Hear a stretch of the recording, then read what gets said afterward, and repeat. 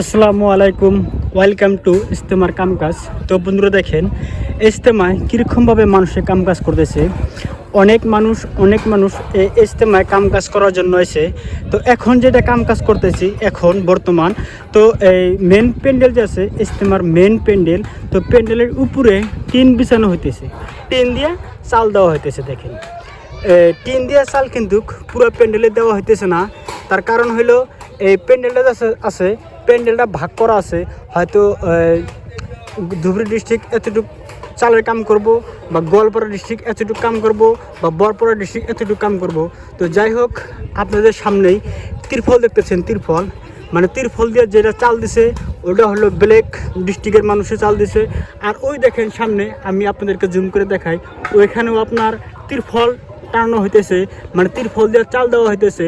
তার মানে ওটাও ব্ল্যাক ডিস্ট্রিক্টের মানুষে চাল দিতেছে। তো এবার মুট কথা হইলো, এবার মেন কথা হইলো, এবার এই সামনে দেখেন চাল লাগাইতেছে টিন দিয়া, মানে চাল দিতেছে টিন দিয়া। তো কারণ কি, সব হানিতে তিরফল আর এই জায়গাতে টিন কেন?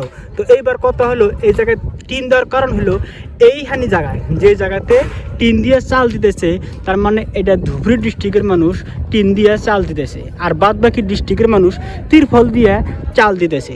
তো এখানে দেখেন নিচে দেখেন, তো আমি আপনাদেরকে নিচে থেকে দেখাই, মানে ফিল্ডে কীরকমভাবে মানুষের কাজ করতেছে। তো বন্ধুরা দেখেন, নিচে থেকে উপরে টিন তুলে দেওয়ার জন্য কত মানুষ রেডি হয়ে আছে। দেখেন, কেউ বাঁশ কাটা দিতেছে, কেউ বাঁশ উপরে তুলে দিতেছে, কেউ রশি উপরে তুলে দিতেছে, কেউ টিন উপরে তুলে দিতেছে। দেখেন, এই দেখেন।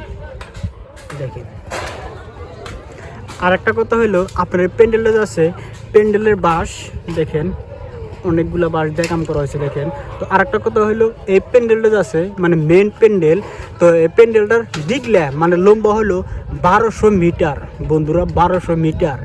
আর পাতাইলা হইলো 800 মিটার, মানে 1200 প্লাস 800 মিটার আপনার এই প্যান্ডেলের কাজ করা হইতেছে, যেটা মেন প্যান্ডেল একটাই প্যান্ডেল। দেখেন, এই দেখেন।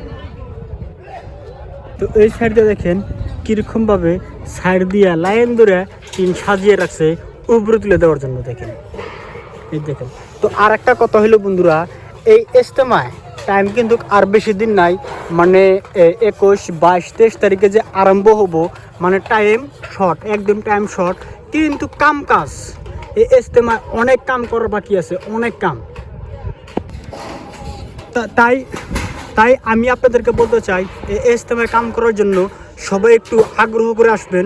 তার মানে এই ইজতেমায় সময় বেশি নাই, আরম্ভ হওয়ার সময় হয়ে গেছে, কিন্তু কাজ এখনও অনেক বাকি আছে বন্ধুরা। দেখেন, এই সামনে দেখেন চাল দেওয়ার জন্য অনেক বাকি আছে। দেখেন, এই দেখেন অনেক বাকি আছে চাল দেওয়ার জন্য। দেখেন, তো এই বাদ বাকি যে জায়গাতে খালি আছে, এখন তিরপল দেওয়া হোক, টিন দেওয়া হোক, যেটা দেওয়া হোক, এটা কিন্তু পুরা করা লাগবে, মানে চালটা পুরো দেওয়া লাগবে। দেখেন, এই দেখেন।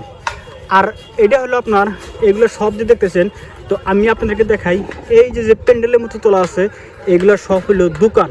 এই দেখেন, এগুলো সব দোকান। আর এই আমি যেটা আপনাদেরকে বর্তমান দেখাতেছি, এই দোকানগুলা, এটা হলো স্টেজের পিছন সাইডের দোকানগুলো। দেখেন, এই দেখেন।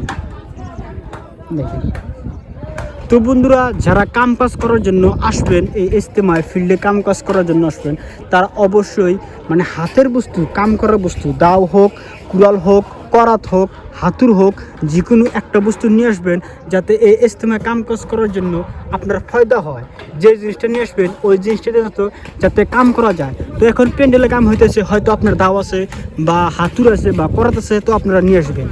তো বন্ধুরা, যাই হোক, এখন কিন্তু আমি আছি একদম প্যান্ডেলের মাঝখানে, একবারে উঁচায়, মানে একবারে উপরে, এই যে বাঁশ বাঁধিতেছি অথবা এই টিনের হাত সাথে কাজ করতেছি। দেখেন, তো যাই হোক, আজকের জন্য ভিডিওটা এটুকুই, বাই।